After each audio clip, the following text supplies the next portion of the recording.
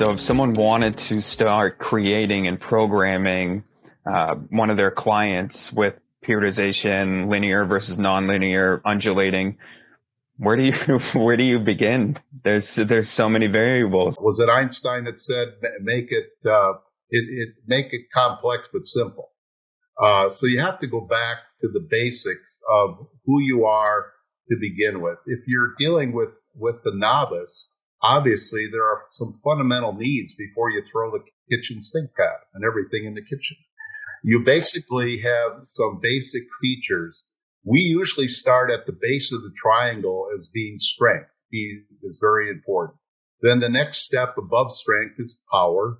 And then the question is, you get the strength and power, and then you get local muscular endurance as far as your resistance training program. Then over here, you have cardiovascular, flexibility, nutrition. You got all these other factors that are kind of moving around that basic pyramid. And with the athlete, now you're getting into decelerations and agility and speed, and you move up. And what we found is that we go back to what we call the general preparation phase. You pick exercises that are going to be symmetrical for the upper and lower body. So we go chest, we go rhomboid, the back, upper back. We go abs, we go lower back. We'll go hips and quads. You go hamstrings, calves, standings. You pick all those basic exercises symmetrically in what we call the basic anatomical type of linear. Now, you also have rotational things you can do. So you put a program, a choice of exercises, and then you got to look at who you're training. When we started training the elderly, or we did a lot of type of machine exercises because of balance and this type of thing, and then transitioned them into, the free weight exercises because that would enhance balance. We went then with a kinetic exercise. So once you got structurally there, we then got into type of things like squats, like movements, so that basically they're able to do whole body movements with regard to that. So you start off with the different domains and you pick what are called normative movements, symmetry, and basically then you start off your loading in the general prep phase. It's been part of periodization for eons. You're going to start off with relatively light loads and slowly over time progress to some of the heavier loads. But it takes 3 to 6 months. In a study we did on untrained collegiate, college-age individuals just interested in fitness, a lot of them over 9 months to 3 months, they're about peaked out. Then what happens after that period of time? You have to really get serious about what you're doing. And a lot of people then don't have the commitment or the want to put in the work to do that, to elevate themselves higher.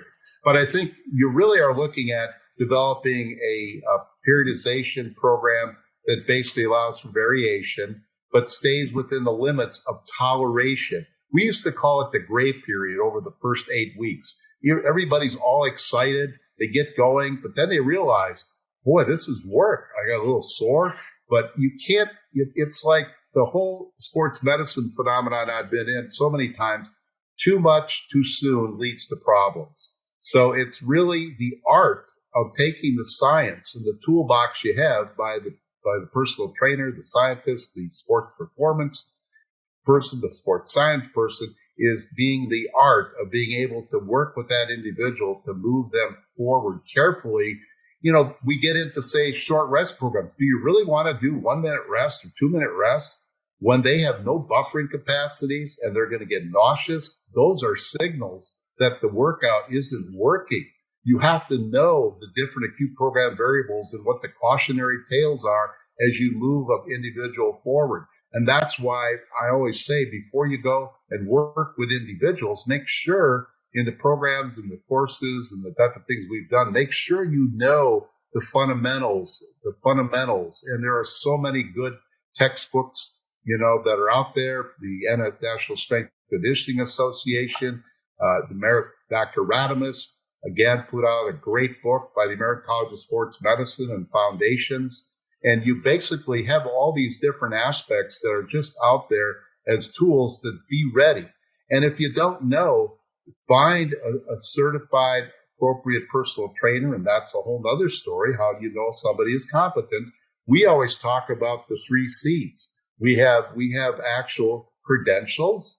We then have actual competence, and then we have capabilities. And basically, you're looking at the idea that you can have credentials, but you may not be competent. And then basically committed is another thing, to be able to do the details that you need to do. So I think when you talk about putting a program together, you start with the basics. You understand how to do the exercises, how to spot. You understand the importance of not overshooting some of the program variables, going too heavy, too quick, too short a rest, too quick, too much volume, too quick. And then you understand that basically you progress the program in some type of varied manner so that the recovery process is capable. And it's very different as we look at from what Mark Peterson did in work that he's published relative to the volume of exercise, the intensity of exercise. All these things vary across the spectrum, going from the beginner and novice all the way to the intermediate, the advanced, and the elite, of what you need to get an effect. So that's kind of the basics. You start with the basics and then you progress, but you have to understand who you're working with and basically what their targeted goals are over the different blocks in a type of periodization cycle. We haven't mentioned that, but you have these small, you have the macro cycle, which is a large cycle. You have then the mesocycles, which are smaller, and then the microcycles, which are really the smaller type of cycles. And you define those differentially depending upon that periodization program that you're doing. So anyway, that's the important part, and understand the fundamentals.